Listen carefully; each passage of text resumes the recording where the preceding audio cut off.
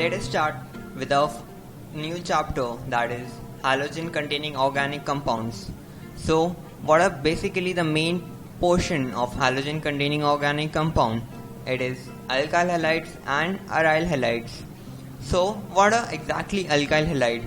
Alkyl halide can be stated as an alkene in which an hydrogen is being replaced by halogen, which can be chlorine, bromine, iodine or fluorine. Moving into, we can say that if C single bond C attached to an X, that is in halogen, we say that it's an alkyl halide. Similarly, an aryl halide is one in which C double bond C is attached to an halogen. When a benzene ring, if we remove an hydrogen and attach an halogen, we say that it's an aryl halide. So let us move into the next part, that is method of preparation of alkyl halide. So how do we prepare alkyl halides? The first one and the most important one is from alcohol. So the first part, which is alcohol on reaction with HX, which is an acid, we get Rx plus H2O. So this is a very popular one and we must keep this in mind. Continuing with method of preparation of alkyl halides from alcohol, we know that the second part is ROH on reaction with PCl5, it gives RCl plus POCl3 plus HCl, and ROH on reaction with SOCl2 gives, in presence of pyridine, gives RCl plus SO2 gas plus HCl. We should remember that SO2 evolved is in the gaseous form. This is a very important point. The second method is on reaction of RH, that is alkane, with X2 and H nu, that is in presence of light, we get Rx plus HX. The third one is halide exchange reaction, in which we already have an alkene, alkyl halide, and we react with to get another alkyl halide. Let us see the example, that is RCl on reaction with NaI and acetone, it gives us Ri plus NaCl. The fourth one is addition of HX to alkene. So when we add HX to alkene, it undergoes an addition reaction and it gives us an alkyl halide, which can be seen in the example given below. The other methods basically includes CH triple bond CH in presence of HCl and COCl2, it gives us CH2CHCl, and the second one is CH2 double bond CH2 plus X2 in presence of CCl4, it gives us CH2X CH2X. So these are some method of preparation of alkyl halide which we must keep in our mind. Continuing the theory part, let us move into the physical properties of alkyl halide. So what are the main physical properties of alkyl halide? They are basically bond length, dipole moment, boiling point and density. So let us start from first one, that is bond length. Bond length, MEI greater than MEBr greater than MECl greater than MEF. When it comes to dipole moment, the order is MECl, which is greater than MEF greater than MEBr, which is greater than MEI. Now let us come to the boiling point. The boiling point is in the order of MEI greater than MEBr greater than MECl greater than MEF. When it comes to density, this is one thing that we must keep in mind. So let us see the order of density, which is Ri greater than Rbr greater than H2O greater than RCl greater than Rf, and the second part is CCl4 greater than CHCl3 greater than CH2Cl2 greater than H2O greater than CH3Cl. Now moving ahead into the chemical properties. The main chemical properties of alkyl halides are, the first one, Rx in presence of Mg and ether, it gives us RMgX, which is very popular and is called as the Grignard reagent. The second one is Rx on reaction with H2, it gives RH. This is called as the reduction reaction. The third one, which is equally important to remember, is the Wood reaction. Wood's reaction states that when Rx reacts with Na in presence of dry ether, it gives RR.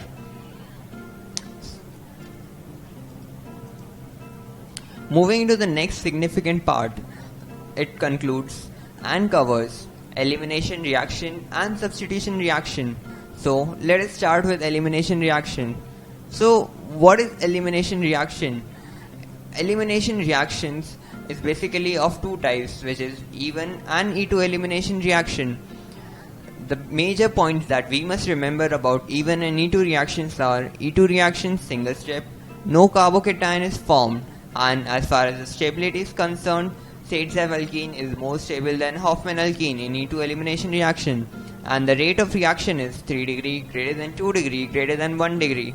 Similarly, for E1 reaction, it is a double step in which a carbocation is formed, and a Zaitsev alkene more stable than Hofmann alkene is followed over here also, and the rate of reaction is same as the rate of reaction in case of E2 elimination reaction.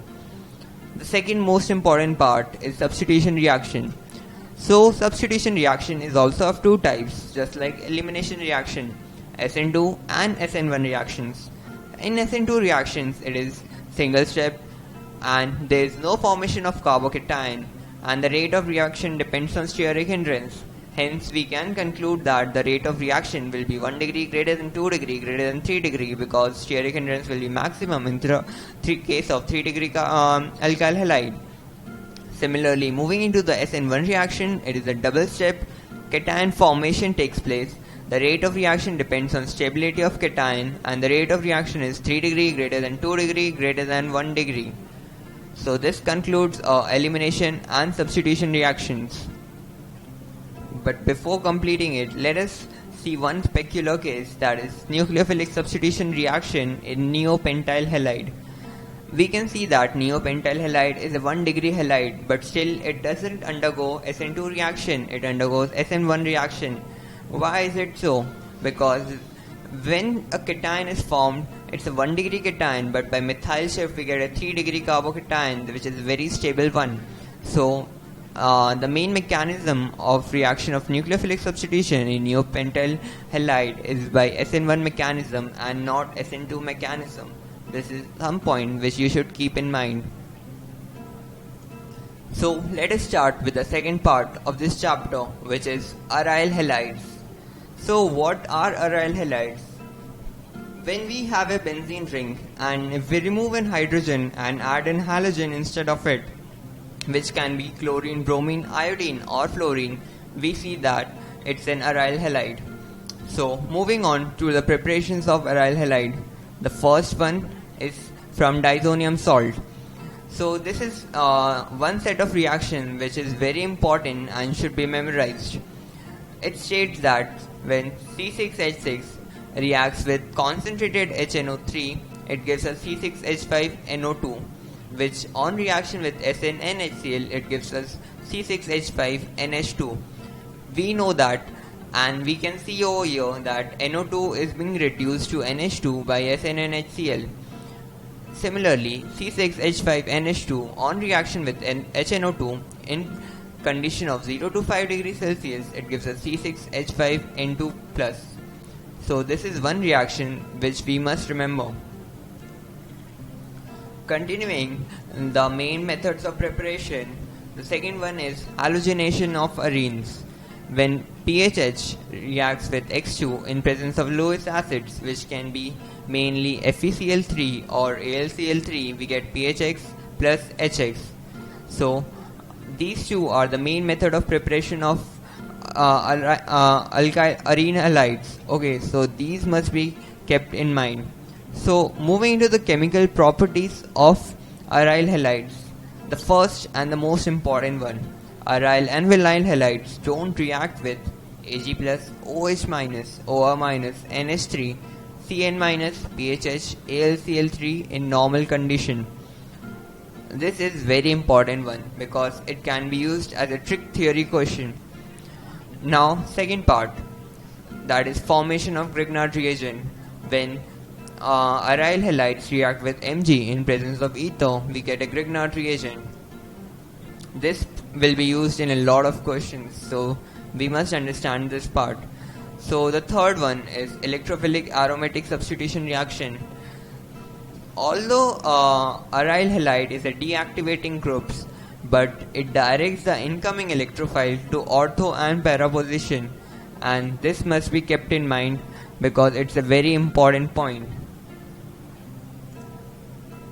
So now let us take a look at the nucleophilic aromatic substitutions. The first one, which is SNAR mechanism, and a very popular one. In an SNAR mechanism, when aryl halide is made to react with Z-, it gives us PHZ and X-. We can see that over here X is an halogen and Z is a nucleophile. So now let us take an example to understand that. We have chlorine and NO2 attached at ortho positions to each other. When we make it react with ETOH at 300 degrees Celsius, we know that ETO- will be acting as a nucleophile, and it replaces chlorine and undergoes SNAR reaction, and it gives us the product which has a benzene ring and an OET and an NO2 group attached at an ortho position to each other. We can see that the NO2 group's position remains same as it was in the initial position.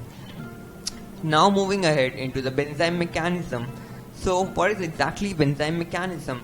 So it is PHX when react with Z- in presence of strong base, it gives us PHZ plus X-. Let us take an example to understand this. When PHCl in presence of NaOH 300 degrees Celsius, it gives us PHONA, and on its reaction with H+, it gives us PHOH. So these are the two main points which we must remember in nucleophilic aromatic substitution reaction. So this concludes the theory part of our chapter, which is halogen containing organic compounds. So students, let us now proceed to questions and understand the application of the theory part.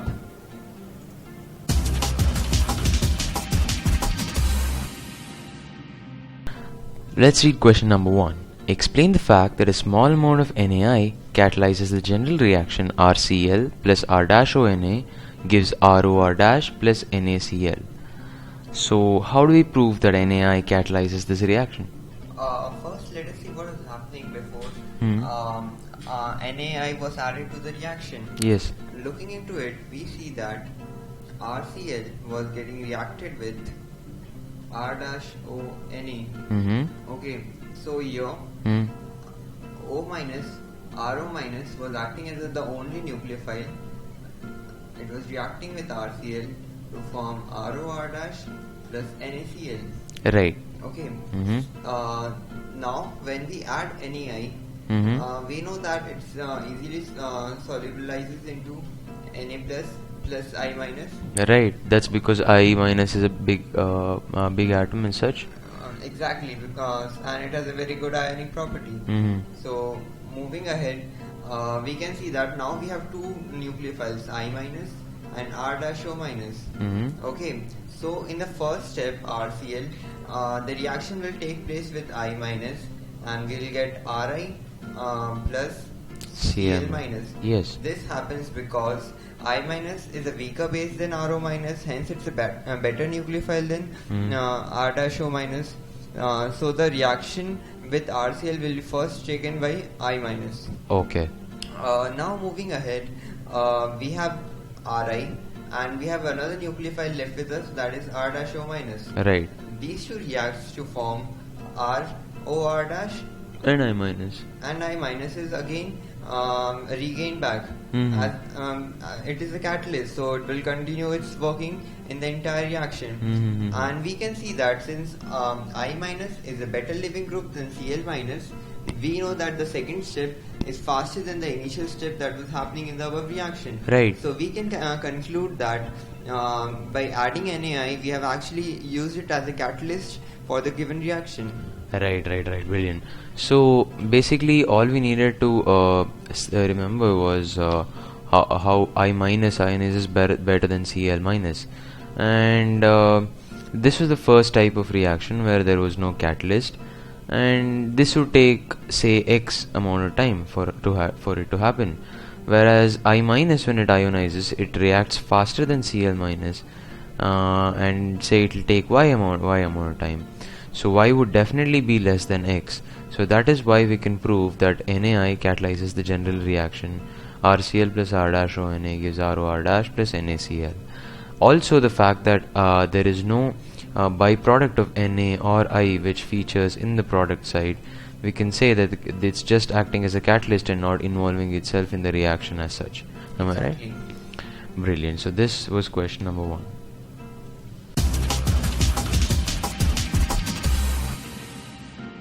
Question number 2 asks us to provide products for reaction of substrates with NaNO2 in ethyl alcohol. A. N-butyl chloride. B. ClCH2 OCH2CH3.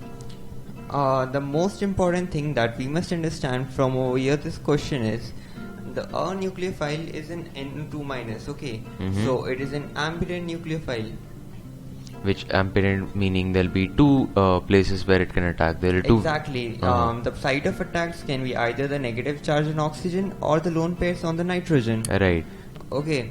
So now moving on to the first part, which is N-butyl chloride. So we know that the formula of N-butyl chloride is like this. Yes. Okay, so we must remember one important thing, that whenever ambident nucleophile is there, lesser the positive charge on the attacking carbon, more likely it will bond to the less electronegative nucleophilic site, and it will be an SN2 reaction. To sum it up, I'll say that less positive charge attack will be by nitrogen's lone pair, and it will be an SN2 reaction, whereas if there will be a more positive charge, then the attack O minus, is it? is by O minus, and it will be an SN1 reaction. Right. Okay, so now moving on, we can see that N-butyl chloride, the positive charge intensity is not much because there is only minus I effect of Cl minus. Right. Okay, so we can say that this will be the first case for us. Okay. So the attack will be done by lone pairs of nitrogen, which will attack on the carbon, and with the elimination of Cl minus. Yes. Okay, so this will give us NaCl plus CCC NO2. Okay. Right. Okay. And this NO2 will be attached to the carbon chain by which atom again? It will be attached by nitrogen. Because nitrogen's lone pair are the nucleophile over here. Right. Okay. Okay. So, and also noting that this is an SN2 reaction, it will be a single step reaction. So the solvent that we had, E2O minus, can also act as a nucleophile, but since it's a single step reaction, in this case it won't act as a nucleophile and form product with a substrate. Okay. Yes. Okay.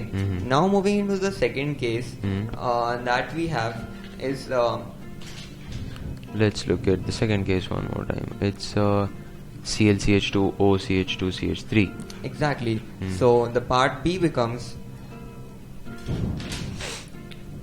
ClO CC. Okay, so we can see this equivalent to OR dash. Okay, right. So we can see that your minus I effect is of due to two things, Cl minus and RO minus. Yes. Okay, R dash O minus.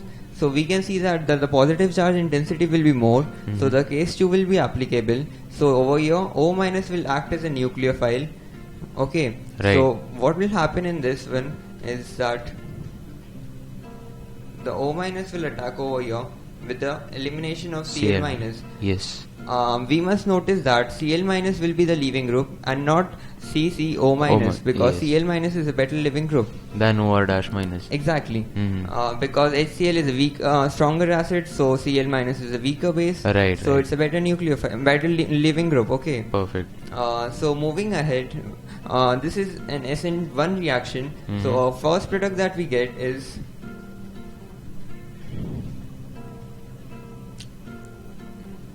ONA. Okay.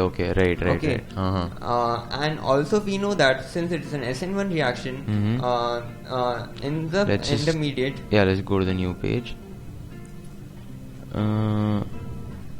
Right. As an intermediate, we get this cation. Okay. Yes. And since it's an SN1 reaction, Hmm. all solvent can also act as a nucleophile, Hmm. and it will attack the cation to get us another product, which is. OET. Okay. So in this reaction, it is an SN1 reaction, and we get two products. Right, right. So the mixture of those products will be The answer, exactly. Right. Fine. So let's just check the question again. So the question asked us to provide the products for reaction of substrates with NaNO2 and ETOH. And yes, as we see it, NO2 plus, this NO2 minus, this particular group is an ambident nucleophile. It has two sites where it can attack. So one is O minus and one is a lone pair of electrons on N. So there are two types in which this can happen. So one is an SN2 reaction where the lone pair of electrons in N will react, and one is an SN1 reaction where O minus will attack itself. So looking at this, the SN2 reaction, the minus I effect will be only provided by the Cl minus group, right? So then it will be a single step reaction.